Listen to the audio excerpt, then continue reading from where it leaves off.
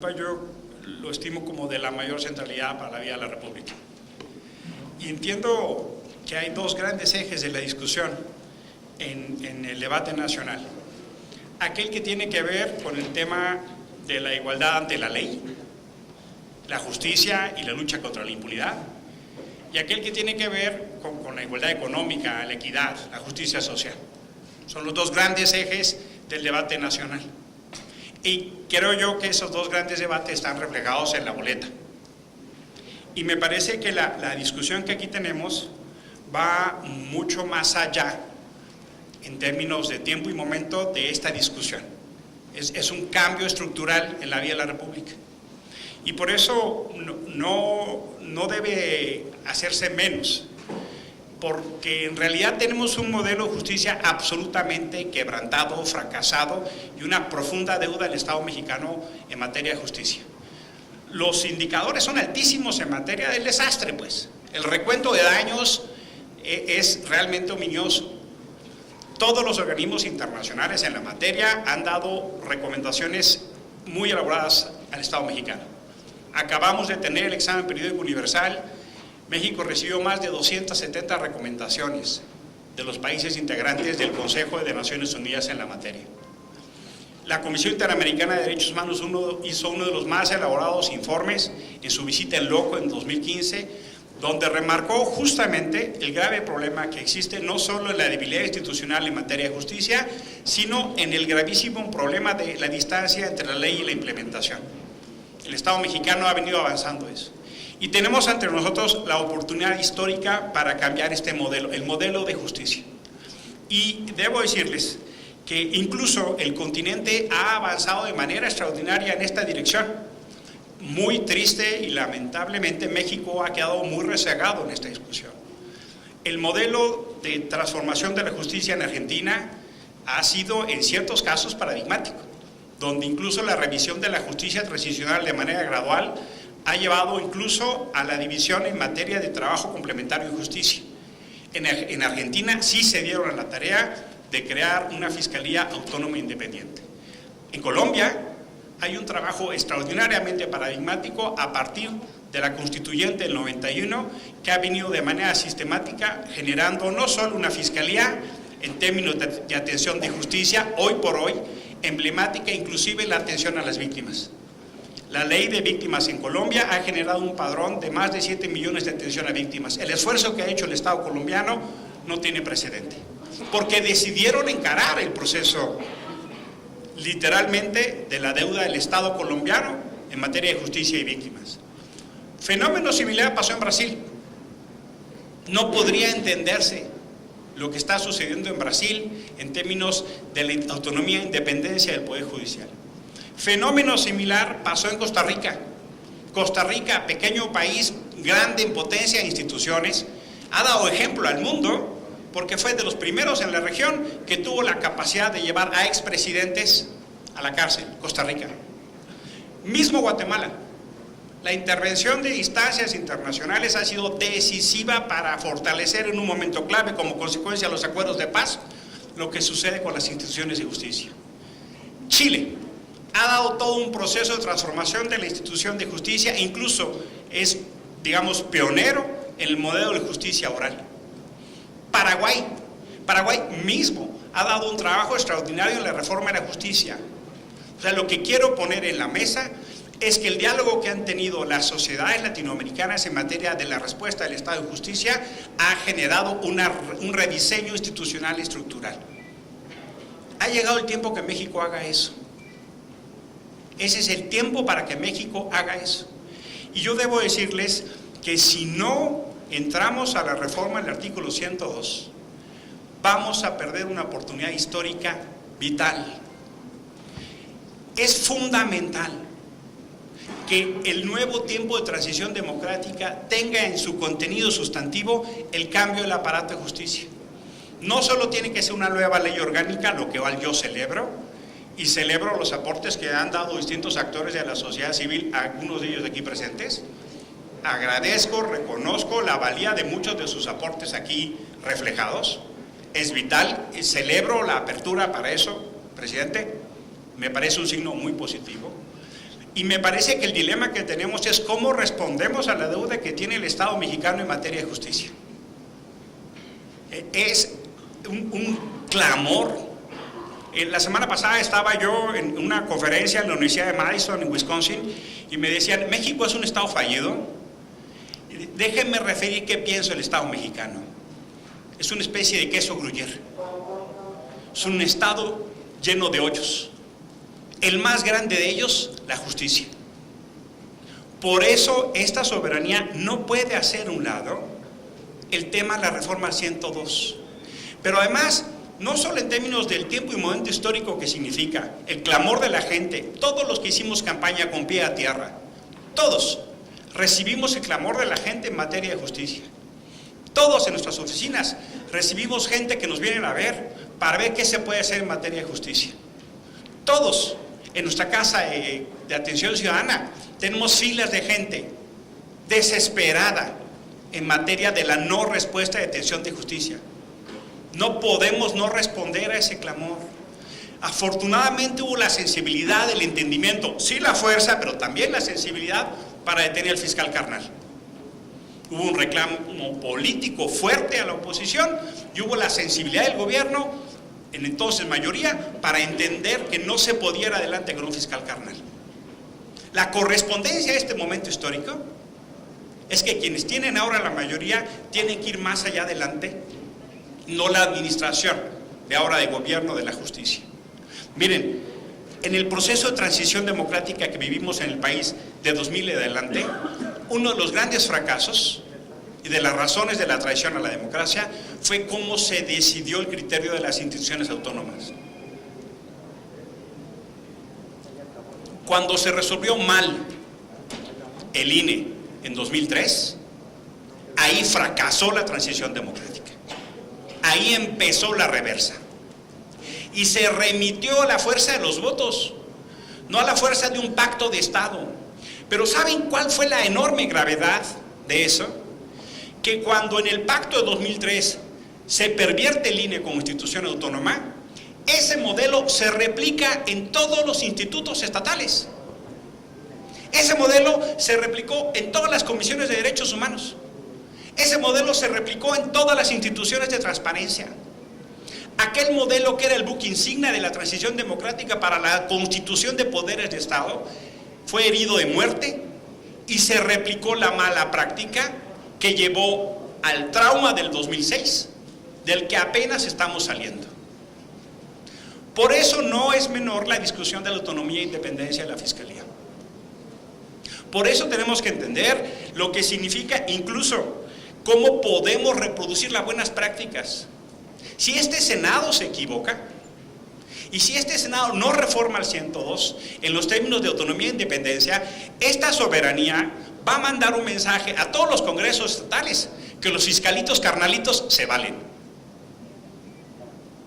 Todos los gobernadores se van a sentir con la licencia y la autoridad, porque la máxima tribuna de la República legitimó ese modelo. Si el Senado de la República, con la fuerza de la mayoría, del consenso, de un pacto de Estado en materia de justicia que le rompa el espinazo a la impunidad, hace un pacto con la Cámara en esa visión de Estado, le vamos a decir a todos los estados de la República que no vamos a aceptar más fiscales carnales, que tendremos la fuerza y la autonomía para romper al delito criminal metido en las estructuras del aparato de justicia, como hoy sucede. Pero el tema vital es incluso cómo hacemos operante, por ejemplo, nuestra ambición de quitar el fuero. ¿Cómo vamos a hacer realidad el fuero, quitar el fuero, si el fiscal va a depender del presidente? En este salón está un caso paradigmático de por qué el presidente de la República no debe intervenir en la designación y en la sustitución. Se ha referido en algunos casos al exfiscal Santiago Nieto. Él dejó de ser fiscal por un acto absolutamente arbitrario y contrario de derecho, pero más allá, que ofendió profundamente a la justicia mexicana.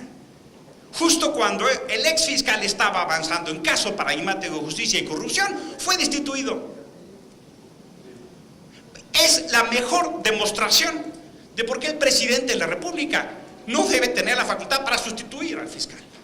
En este salón tenemos al peor ejemplo reciente de por qué el presidente no debe tener esa facultad. En un acto exceso, lo destituyeron. El Senado fue omiso, pudo haberlo detenido y no lo hizo.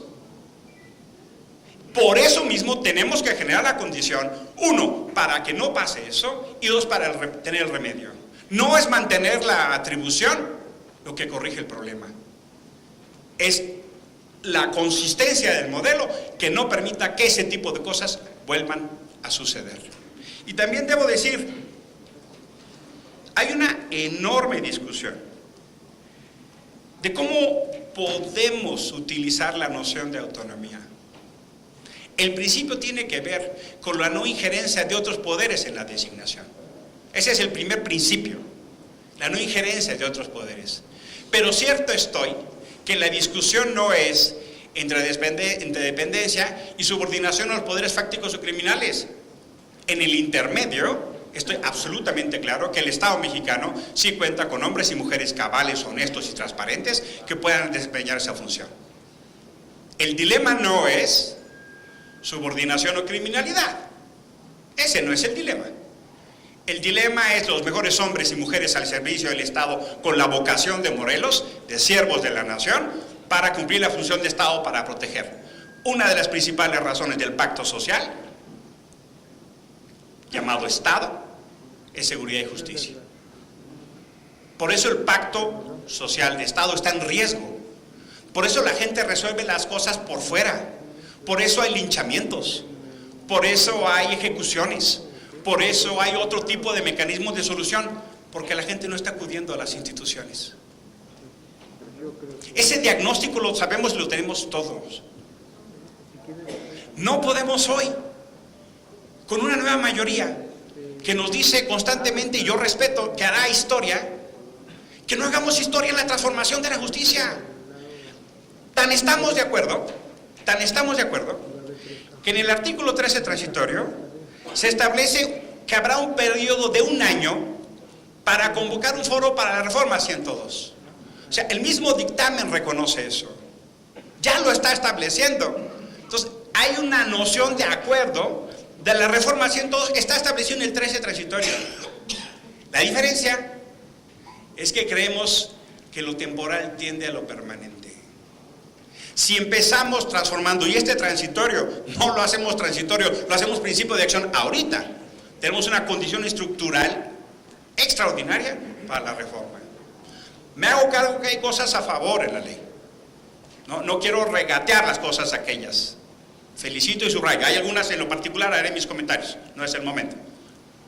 Pero sí quiero llamar a la atención, y déjenme decirles, y quisiera cerrar con esto. Miren, compañeros, yo he hecho un estudio de lo que se ha presentado en los 2 últimos meses, o los meses que lleva esta legislatura.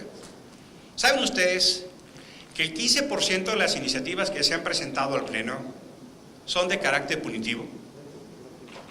¿Saben ustedes que la herencia e inercia de esta soberanía es querer resolver el tema de la inseguridad incrementando las penas?